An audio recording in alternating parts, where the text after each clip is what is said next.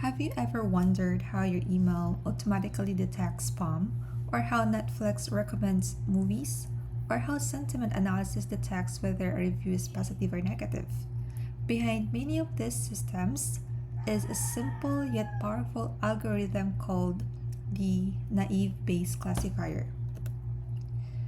In this video, I will be discussing what naive Bayes classifier is, a short background of it, the mathematics behind it, a step-by-step application example, and the three main types of naive Bayes classifier.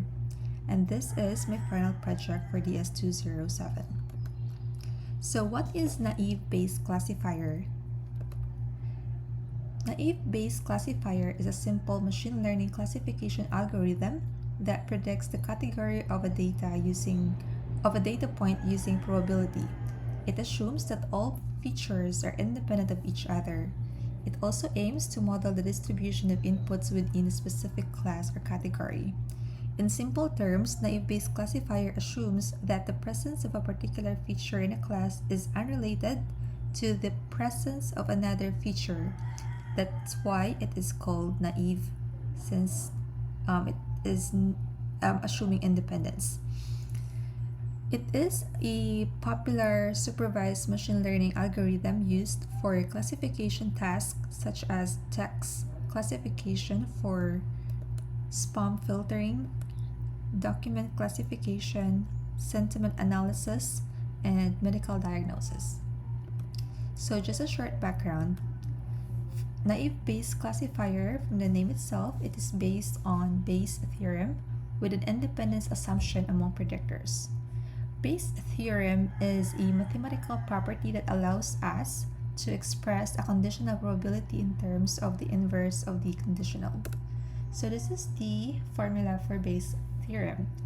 So on the left side, we can see the posterior, which is the probability of class Y given feature X. And this is your updated belief after observing the evidence. Then our posterior is equal to the likelihood times the prior over the evidence. So what is likelihood? Likelihood is the probability of feature X given class Y. And this is how consistent the evidence is with that belief. Then the prior probability is the probability of class Y, and this is your initial belief before seeing the evidence. Then we have the evidence, and this is the probability of feature X, and this is the marginal likelihood or evidence. It is a normalizing factor to make sure all probabilities sum to 1. So what's the mathematics behind naive Bayes classifier? And this is the formula for naive Bayes classifier, wherein X are all the features and then Y is for the class. So as we mentioned, that naive Bayes classifier assumes that all features are independent given the class. So this is how it looks like. So the probability of our feature X given class Y, and since we assume independence, so if we expand the formula, it shows like this, wherein the probability of feature X1 given class Y times the probability of feature X2 given class Y, and so on. So applying the Bayes theorem, so for naive Bayes classifier, to classify a new observation, we pick the class Y that maximizes the posterior probability. So this is how it looks like. So we'll start with the Bayes theorem formula, and since we are like looking for the class Y that maximizes the posterior probability, so we can have it represented as Y hat, which is equal to the argument that maximizes our posterior probability, which is this one. Then we can expand that one by substituting the value of our posterior probability, so it will look like this. And then since argmax ignores constants, thus dropping the denominator, so we will drop the evidence. So You will just only be comparing the numerator. And it can also be written like this, wherein we can have the prior written first before the likelihood. And that will be easier later on once we put the values. And then we can expand the likelihood into this form since we are assuming independence of features. So this is the formula that we will be substituting our likelihood. And just to formalize the formula, we will be using the product symbol to represent all the product of all the features. So this is our final formula for naive Bayes classifier, which is the same as what is being flashed here. So for the application, so given the following training data set of weather conditions and whether golf was played, use the naive Bayes classifier to predict whether golf will be played for a new observation. So the feature that we have here, the given feature are the outlook is sunny, temperature is hot, humidity is normal, and it is not windy. So the class will be yes or no, yes for playing golf and no for not playing golf. And as you can see for our features, we have 4 features here: outlook, temperature, humidity, and windy. And each feature have their own values, such as if it is sunny, rainy, or overcast, and so on. And this is our data set. So it will transform this data set into a form wherein it will be easier for us to interpret later or use during computation. So try to put it in a table format to make it easier for us to see or identify later on. So we have this table for class, wherein we have yes and no for the class. So we count how many are the yes from the data set and how many are the no from the data set. So we've got 9 counts for yes and 5 counts for no, that is equal to 14. So we get the probability of getting a yes, so that's 9 over 14, and for no, that's 5 over 14, and we've got their decimal values. So for the feature, we've got outlook, temperature, humidity, and windy, and their corresponding values and their counts and their probabilities here as well. So we will be predicting if someone plays golf based on the weather that was provided from the problem, wherein the outlook is sunny, temperature is hot, humidity is normal, and it is not windy. So I put it in a table here wherein you can see the values that was given from the problem and the likelihood of them. So as you can see, if it is sunny and a person will play golf, then you can see it's 2 over 9, and also for no, it's 3 over 5, and so on. So I've got the table from the previous slide here, and I got their decimal equivalent. So now we will compute. So from the given formula for naive Bayes classifier, we will be substituting it with the actual data. So we've got 2 groups here for 2 classes. We've got the first group for the class yes and the second group for class no. So as you can see, this is the probability of our class yes times the product of our likelihoods. So for our first group, the likelihoods class are all yes. Then for the feature are the given features like sunny, hot, normal, and false. And then for the second likelihood as well, class are no, and then the features. Then we will replace or substitute the values from the computation that we have here. Like for probability of getting a yes, so that's 0.6429, as you can see here. Then the likelihood of playing golf when it is sunny, so that's 0.2222, so as you can see here, and also for the other values. Then we get the product. So for the probability of like playing golf, given all those features, we've got 0.0212.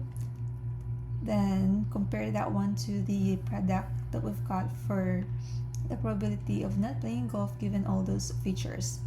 So if we compare, we can identify that the probability of playing golf is greater than the probability of not playing golf. So therefore, based on weather data, should we play golf today if the weather is sunny, sunny, hot, normal humidity, and not windy? Then it is a yes. So there are three types of naive Bayes models. So naive Bayes classifier differ based on the type of feature data they assume. So we've got first the Bernoulli naive Bayes, which is used for binary features like 0 or 1, yes or no, true or false, and it only checks whether a feature exists, not how many times. Second one is multinomial naive Bayes, which is used for discrete counts or frequencies, most common in text classification. And then third one is Gaussian naive Bayes, used when features are continuous numeric values. So instead of counting frequencies, we compute the mean and the standard deviation. So let's have Bernoulli naive Bayes. So it is typically used when the data is binary and it models the occurrence of features using Bernoulli distribution. It is suited for scenarios where the presence or absence of terms is more relevant than their frequency. So we are not computing like how many times a certain scenario happens, like the frequency of it, but if there is a presence or absence of it only. So this is the formula for Bernoulli distribution, which is the basis for the Bernoulli naive Bayes. So we've got the probability of our feature x, which is either there is a presence or absence of it. So if there's a presence, that's 1. If there's an absence, that's 0. And then Bernoulli naive Bayes, so this is the formula, and we will discuss how it was, how we got that one. So this is the Bayes formula here, the naive Bayes classifier formula, wherein our likelihood is equal to the value of our Bernoulli distribution. And then we just substitute the likelihood from our original formula for the naive Bayes classifier, and this is now our new formula for the Bernoulli naive Bayes. We can also use the logarithmic version of it. We use the logarithm version in naive Bayes, including the Bernoulli naive Bayes, mainly for numerical stability and easier computation. So let's apply it. So predict whether a student passes or fails based on two binary features. So the features are if the student studied, yes or no, and if the student attended review, yes or no. So this is the data set. So it doesn't compute like how many times the student studies or how many times the frequency of how the student, the frequency when a student studied in order for the student to pass, or the frequency of the student attended review in order for the student to pass. It just compute like if the student studied or not study when he or she passed the exam. So let's put it in a table. Then this table is for the class, so the class is pass or fail. Then we'll get the counts, so there are 3 counts for pass here and also 3 counts for fail. So that will give us 3/6 and 3/6 also as well for the other. So for the feature, so we'll get the likelihood of our first feature, like the likelihood of the student to pass when the student studied. So that's 3 counts for the student when that's three count over the three counts of passing the exam, and also for the other values here as well, and we just get their decimal equivalent. So using the formula for the Bernoulli naive Bayes, we will substitute them with the actual data. So we've got two groups as well here. The first group is for the class pass and the second group is for the class fail. So this is the prior, so you can see the probability of passing times the product of our likelihoods. So for our likelihoods, the class for the first group are all pass, and their features are also added here, x1 for studied and x2 for review, and so on for the other group.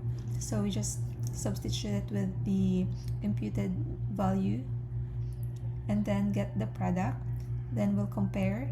So the product of probability of passing the exam given those features is 0.3334 compared to the probability of failing given all those features, which is 0.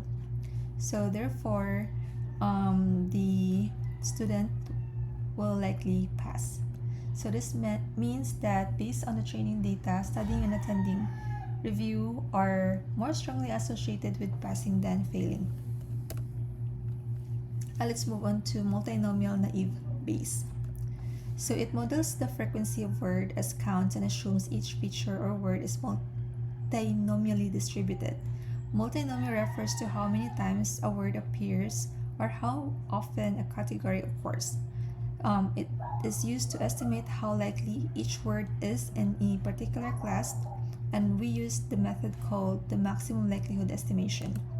So this is the formula for the maximum likelihood estimation, and we can see that we are trying to get the likelihood of our data here, and data is the parameters we want to estimate, which is equal to the product of our probability of observing the feature given the parameter theta. So this is the formula for multinomial naive Bayes. If you can notice, we just also the other one replaced our likelihood with the value of our MLE. So the mathematics behind it, so this is how it was derived. So we started with the Bayes formula from the naive Bayes classifier, and then our likelihood, which is the value of our MLE. So this one, it shows how the formula for, or the value for the likelihood was what we're able to get. So the probability of one specific likelihood, which is equal to the product of all the theta, and then the account of all possible arrangement, which is the summation of our feature over the product of our features. So we just put those together here, and that became the value of our likelihood. So we just substitute it here, and then since we are using two product symbols here, so we just cancel the other one, and this is the final formula for the multinomial naive Bayes. We can also use the logarithmic version of it if needed. So as you can see, the theta y parameters are estimated by smoothed version of maximum likelihood or relative frequency. So this is the formula for smoothing, wherein these n sub yi is the number of times feature appears in all samples of class y in the training set, and then this n sub y is the total count of all features for class. So we can see how it is being applied here. So this is the application. Using multinomial naive Bayes classifier, determine whether the following email is spam or not spam, assuming equal probability. So a new email has word counts of 1 for the word buy, 0 for the word no, and 2 for the word free. So same, our class would be the words buy, now, free. The class would be spam or not spam, and we have the other one, which is the vocabulary size, which is 3, since we have 3 words here. So this is our data set. So since the probability of our class, um, since we don't need the number of the emails, then we assume equal probability is what is mentioned here in the problem. Then the probability of getting a spam is 50% and the probability of not getting a spam is 50%. So this is how it is being computed. So we'll start first with the likelihood. So we can have two groups here for two classes. So we have it computed this way since we need to smoothen it. We need to smoothen it to avoid getting zero product in case there is zero count for the feature. So this is called Laplace smoothing. So as you can see, the features are here, that buy, now, and free, and the class are for this group is spam, and this one is not spam. So the count for buy is 20 plus 1 for smoothing, and then over the total word, which is 35, plus our vocabulary size, which is 3. So we've got 21 over 38, and it is equal to 0.5526, and that's being done for the other likelihoods as well. So we'll try to substitute it with the real data. So we've got the two groups as well, the prior and the likelihood. As you can see, the exponent here, since we are like using this formula and we are taking into account the features for the new email. So we've got 1 for buy, as you can see, 0 for now, and 2 for free, and also for the other group. So we try to get their product. So the product for the probability that it is a spam given those features is 0.0231, while the probability that it is not spam given those features is 0.0049. And comparing them, the probability that it is a spam is higher compared to the probability that it is not spam. So now let's move on to the third one, which is Gaussian naive Bayes. So it works on continuous attributes and the data features that follows Gaussian distribution or normal distribution throughout the dataset. It is widely used because it performs well even with small dataset and is easy to implement and interpret. So this is the Gaussian distribution formula, which is we account the mean represented by mu, and then sigma represented by standard deviation. Standard deviation represented by the sigma, or this is the spread of our data. So this is the Gaussian naive Bayes. Same thing, if you've noticed, we just substitute the value of our Gaussian for our likelihood. So how it is being done? So yeah, same. Replacing the our likelihood formula or our value here with our value from our Gaussian distribution. So this is the application. We want to predict the class of a new student using Gaussian naive Bayes. So the exam score is 80 and the R studied is 4. So our feature is the R's studied and the exam score, and the class would be pass or fail, and this is our data set. So this is our computed mean and variance, because we need to compute the mean and variance since it is actually needed for Gaussian naive Bayes. So we've got the exam score and the R studied here.